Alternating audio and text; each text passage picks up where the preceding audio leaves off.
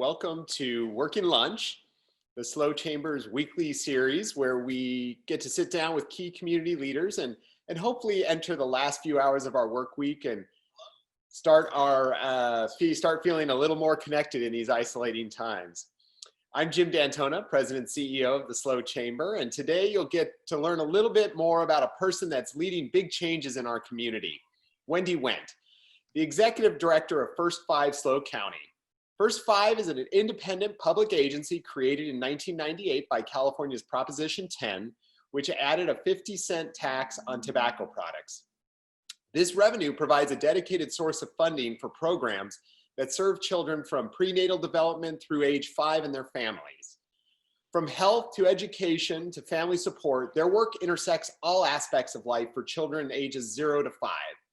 Since she took the helm at First 5 in 2014, Wendy has been leading the charge in growing awareness for the challenges facing children and their families in San Luis Obispo, and has collectively brought government, business, and childcare providers together to collaborate on solutions that help not only local families, but also our economy.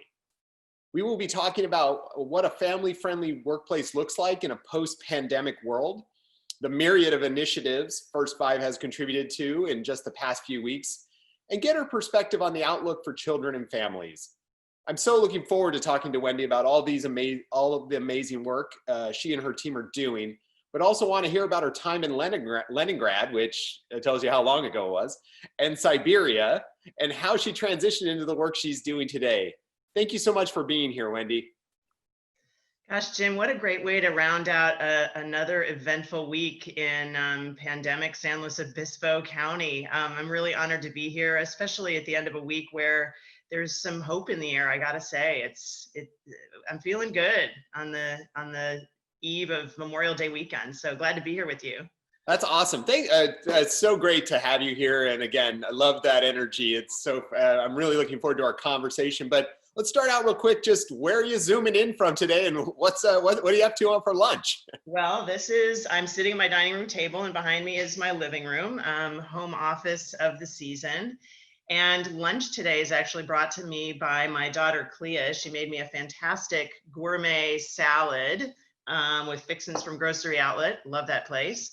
And she and I have been keeping each other well fed while we shelter in place. So that's my lunch plan for today. That's awesome. Well, it's, this is an interesting we could segue into that. Like, tell us about a day in your shelter life. Obviously you're sheltering with your daughter, and what are the new parts of your day in general, and how's it going?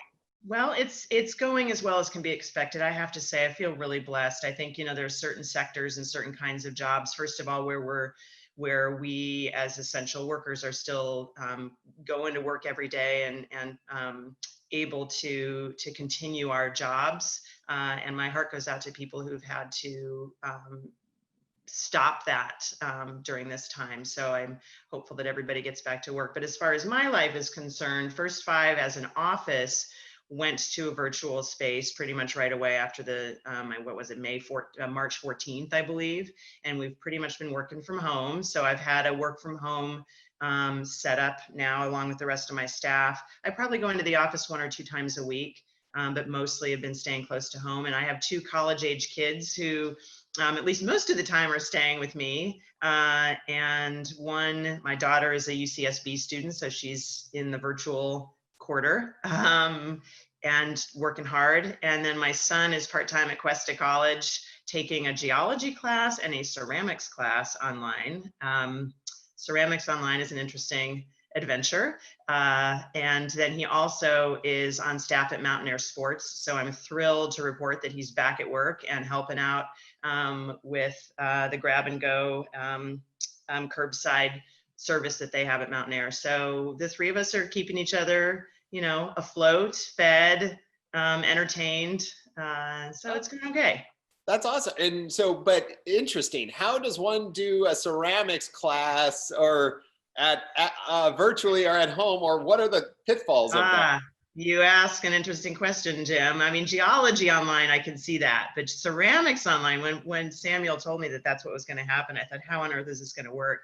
He's taking a class in alternative firings, And so I think a lot of the theory behind these different firing techniques they were able to discuss online, but the actual work of getting his hands on clay, he's been missing it. And so his final project involved doing a hand, not on the wheel, but a handcrafted, this honeycomb about this tall, this beehive.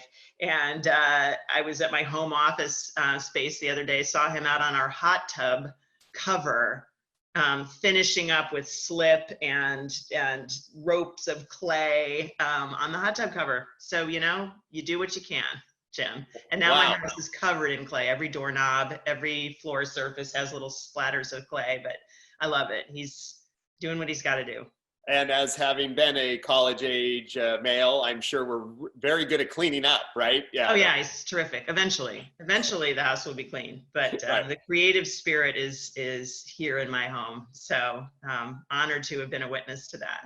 That's fun. Well, it's great to hear. And it must be a little different, obviously, from your, you know, having college age students as opposed to those having to need that full homeschooling for young kids. Oh my gosh. Well, as you know, in my first 5 work life and with my colleagues in the childcare industry, I'm spending a lot of time having conversations about how that's all going. So, and parents as well. It's been quite a time. If ever we recognize the value of childcare, it's now, right, Jim? We were having this conversation with the chamber before the pandemic, how important childcare is to working families, and now it's become obvious to everybody just how critical that is, and yet how difficult under the circumstances. So it's a big lift. Yeah, well, and I mean, perfect. You know, another topic here, and it's been an exciting week, obviously, for our county as things are loosening up and more businesses are beginning to open and reopen. And one of the key questions, obviously, are how have childcare centers and preschools been navigating these challenges, because they're going to be absolutely necessary while school's out and people are trying to return to work. Right. Well, I mean, it's been a challenging story from the very beginning because listeners today may or may not know childcare in service to essential workers was encouraged to remain open throughout this crisis. And so there were some brave family childcare providers and preschools who worked to be able to answer that call and make themselves available to the children of healthcare workers, grocery store workers, et cetera.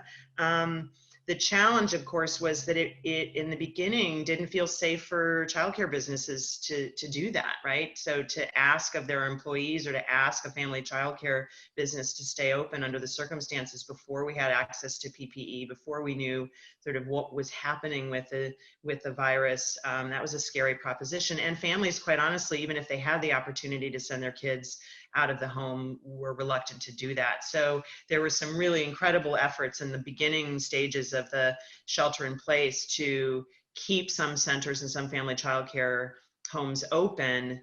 And yet the demand was actually lower than you might expect given the need. People were just kind of functioning the best they could and keeping their kids at home when at all possible. So now that we've moved into phase 2 of the reopening plan, childcare centers technically are allowed to start accepting families who fall outside the sort of traditional essential worker category. However, I know our public health director and others have said if families are at all able to continue to find arrangements outside of congregate care, that's good. While childcare centers mobilize to answer the call, reopen, and do it in a way that's safe. And as you can imagine, just like with the restaurant industry, hotel, and different sectors, there are a number of, pretty significant rules in place for childcare centers and family childcare homes to open in the new setup we have. So they're all working really hard and can't wait to see their kids and bring families back into their care. But they want to do it responsibly and make sure that the community feels safe and that they feel safe. It's a interesting, challenge that childcare centers will have to overcome, right? I mean, in terms of, it was expensive, and it wasn't expensive to have childcare because that they were being greedy in any way. It's just the cost of providing that service. And now potentially with a reduced capacity, how are, have you heard of ways that we're maybe going to break, or are we just starting to kind of tread into this water? Well, you're asking a really critical question. And quite honestly, I don't have a whole lot of good news to share yet, except grit and resolve on the part of the industry to rebound. But you're right. I mean, childcare was already a sector that lived close to the margins. Childcare workers they don't go into this profession because they want to make money. They go into it because they're passionate about the very incredibly important work of raising young children and supporting child development. So they were already in that vulnerable space as an industry. And now that the pandemic has hit, many of them did not manage to get into the PPP program or get supported through other means to be able to kind of weather the financial storm. And now with capacity shrunk, I think I explained this to you the other day in a meeting that much like the restaurant industry, as a way to make sure that social distancing is possible in the context of childcare centers, the ratios have been shrunk. So if 20 children used to be allowed into, say, a classroom setting, now it's down to 10. I might not have the numbers exactly right, but you get the idea. It's being contracted by a significant margin. And so that means that childcare centers have to function with the same, potentially close to the same budget, but with much less in the way of revenue. So we're not sure what's going to happen. I've seen some pretty dire predictions at the national level that the childcare sector could contract as much as 50% over the next period of time, just at the moment when, as you pointed out, our workforce is ready to, is mobilizing to go back to work and they need childcare. So demand is up and supply risks going down. And I think it's really important for our community leaders to lean in with our childcare professionals to try to weather the storm together in partnership in whatever ways we can. Well, and it was, as we've been having this conversation pre-COVID-19, right, to build awareness about the economic and business advantages of being a family-friendly workplace. And we were excited to launch the toolkit and start moving that and some of the implement some of those key strategies. The good news is through this, I think a lot of businesses have found the way that, hey, I can do these things. So on obviously seeing the challenges in childcare, we've also seen some positives of businesses figuring out like what a family-friendly workplace is. And do you see that kind of in the post-COVID world? Absolutely, Jim. It's interesting there, we were thinking at one point as childcare advocates of mobilizing some sort of a day without childcare, what it would be like. What would it be like if San Luis Obispo County had a day without childcare? It was kind of this tongue-in-cheek, parody that we were thinking of putting in place. And then, the world provided it for us. So we got to feel 2 months without childcare and possibly more. As far as the way that businesses have at first had to, and then over time embraced the possibility of creating family-friendly workspace opportunities for their employees by helping out with virtual, work from home strategies in those sectors where that was possible. I think, to your point, businesses, employers, HR professionals are realizing, wow, some of this is really possible. We were forced into it, and now we're realizing that there's some real benefits. And I think it's created this culture shift within, again, certain sectors of the workforce. There are certain sectors where things like flexible scheduling and work from home just don't function well. But in those that do function well, I've been hearing from my colleagues in the HR world, wow, there's something to this. And shifting that culture from one of, seat time and being at the office and clocking hours to more of a partnership between employers and working families where they're working together, and it's more of a family of families sort of culture. It's similar, I've noticed in the healthcare world, and this is somewhat outside of my area of expertise, although somewhat inside, the whole notion of telehealth, for example, which was unthinkable in many aspects of the healthcare world. And now that it's been forced into existence because of our pandemic situation in certain areas of work, for example, in early intervention, which does fall inside my area of expertise. We do a lot of support of the work for local pediatricians and folks working with children with developmental delays. How are those folks operating in the context of a pandemic? And they're making the best of the situation, and when possible, having virtual encounters with their families to provide them support. So in both of those contexts, flexible work life and telehealth, I think that we, by virtue of this crisis, have opened up opportunities perhaps for permanent change in the way that we relate to our work life. And flexibility is one of the good news moments here in Family Friendly Workplace, for sure. Yeah, it was, I mean, we had one of our staff members had a baby. It was fabulous. Dan, you know him. And, as, we were certainly there to we want to be supportive. But, as a chamber, we hadn't really converted to this kind of, how can we be flexible? We're going to be 100%, but we don't know. But I'll tell you what, today, it would not even be a question. Be like, yeah, sure, whatever, we'll figure it out. You can, the time you have to be with your family, and we can be flexible. It's really converted us. So I am thrilled about those. There are certainly industries where that's not going to be possible, but it's so amazing to see the work you started to get people. And it was a lot of well, we'll figure it out. And it was like, all right, now you have to figure it out. So congratulations and thank you all the work that you're doing to started us.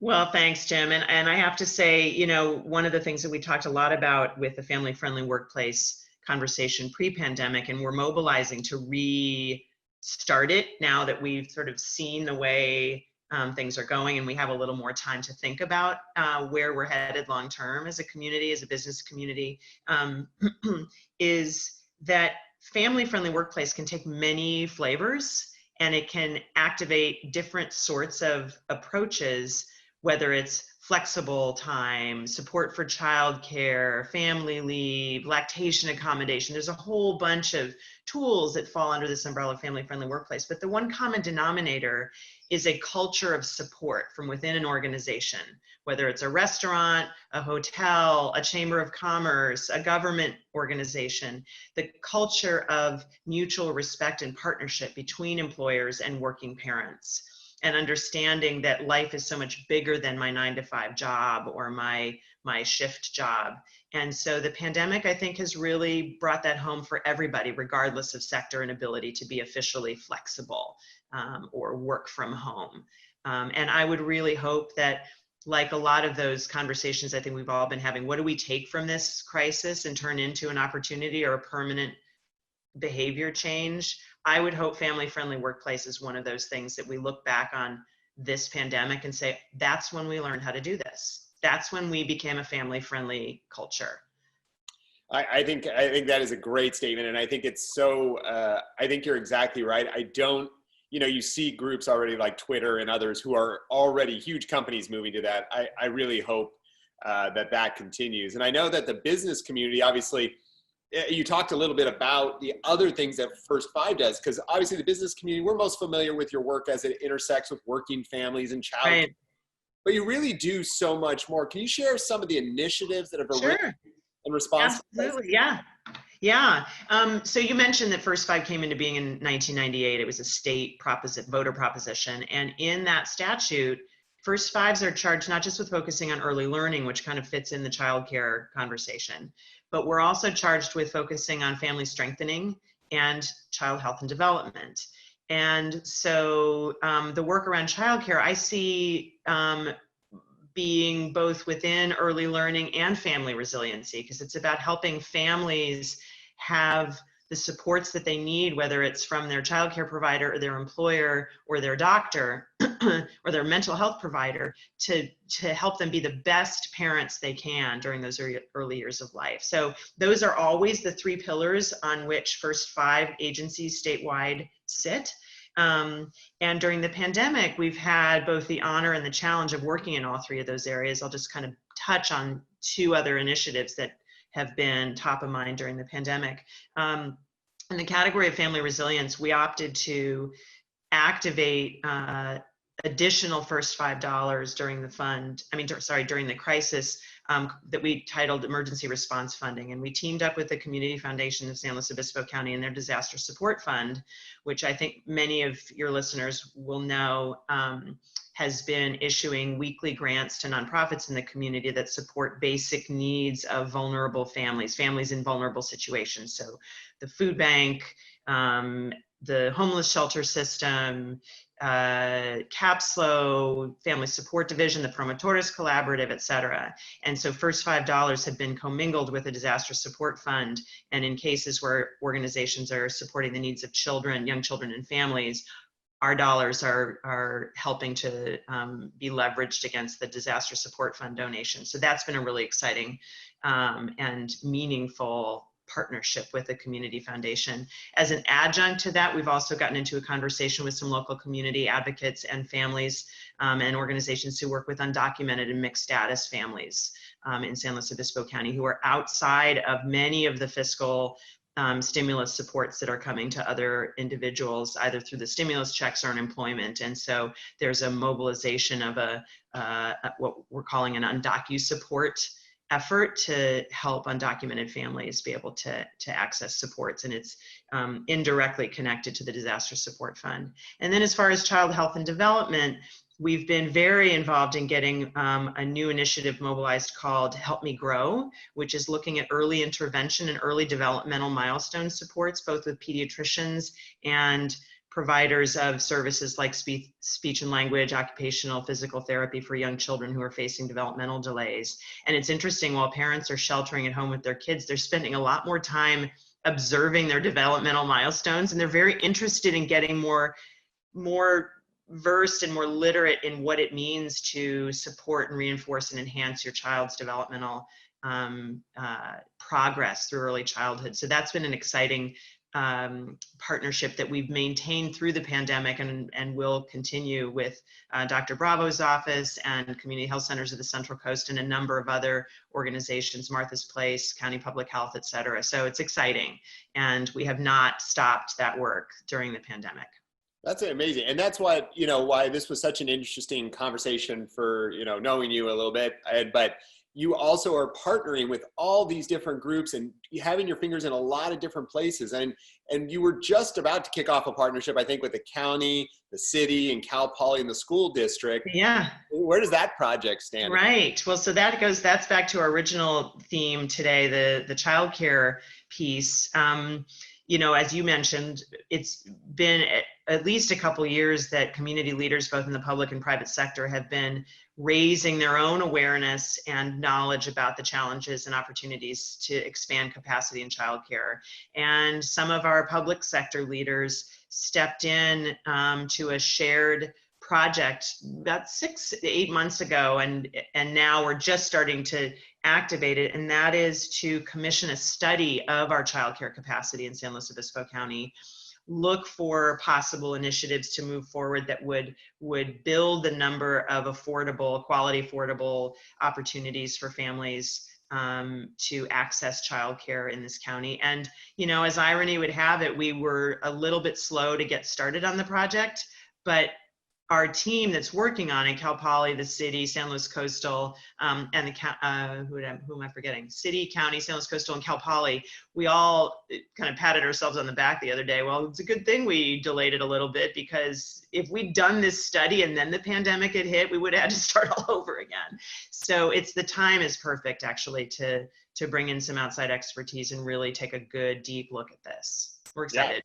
Yeah, and you're getting a great example of why it needs to be resilient right in this key, right as everybody's trying to come back. That's right. I know we're getting towards the end, and I can't leave without my favorite subject. You have this amazing, career that you're working on. You're doing these amazing things, but that's not where you started. And No, I did not.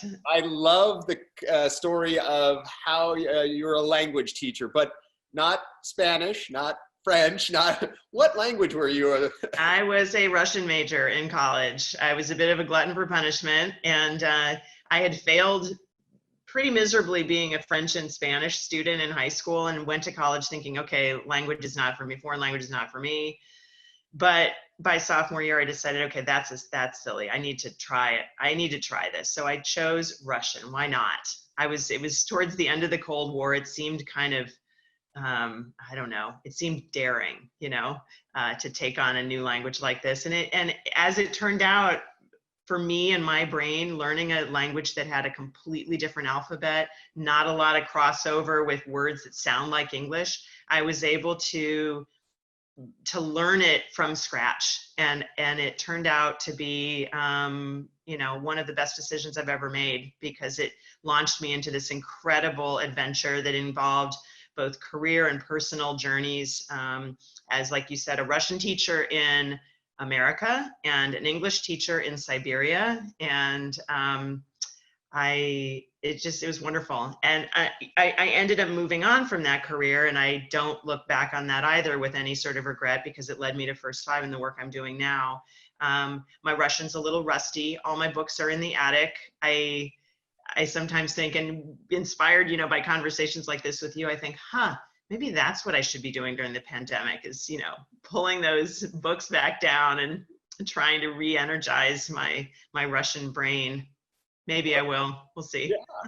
And you did have there was some connection here in the SLO, right? There was a little. Yeah. I early in my time here, I met some members of the then small Russian language community. It's grown quite a bit over the years. There's a really wonderful community of faculty and staff at Cal Poly, for example. I have a friend who I see every time I sing concerts with my women's ensemble, Canzona. She's one of the ushers. She's Russian Canadian, and we have a little chat during intermission in Russian every time I see her. There's also a Russian language school that I had a chance to teach at here in San Luis Obispo. I bet many people listening today had no idea there's a Russian language school in San Luis Obispo. But sometimes I miss it, but there's so many other rich things I'm involved in now. That's a little teeny sliver of the story, Jim. I'll tell you more when we get to sit down at a restaurant sometime in downtown, perhaps outside on the street in Higuera. Exactly. So it's so amazing. And again, I know we're getting to the end of our half hour here. And again, I think I would love to hear these stories because they're so interesting. But we'll leave off on one more. It's Memorial Day weekend. We have something starting to potentially reopen. What are you looking forward to this weekend? Oh gosh, well, I am looking forward to being outside. I just feel we're so blessed in San Luis Obispo County. No matter how bad it gets, we still have a chance to be outside. So that's the game plan. I just heard from one of my coworkers, Chris Rodebush, today, who said, you know what, I think I'm going to run the Miracle Miles for Kids route this weekend. This is Family Care Network's annual fundraiser. It's not happening in the same way as in prior years, but she's going to go run the route on Sunday morning. So I may just join her in that, socially distanced running on the beach. We'll see. That's maybe part of the plan. Otherwise, spending time with my children and seeing if I can successfully bake a loaf of sourdough bread. I've been one of the many who's been trying, and I admit failing so far, but I'm going to give it another shot. That's so funny. I've heard so many people trying the sourdough bread, trying to find the right starter and all that. So good luck with that. Thank you. Well, I got to say my failed bread ended up in a really lovely Tuscan bread soup this week. So I made the most of it, which I think is perhaps the theme of the season. Let's all make the most of what this experience is providing us, because I think there's a lot to be learned.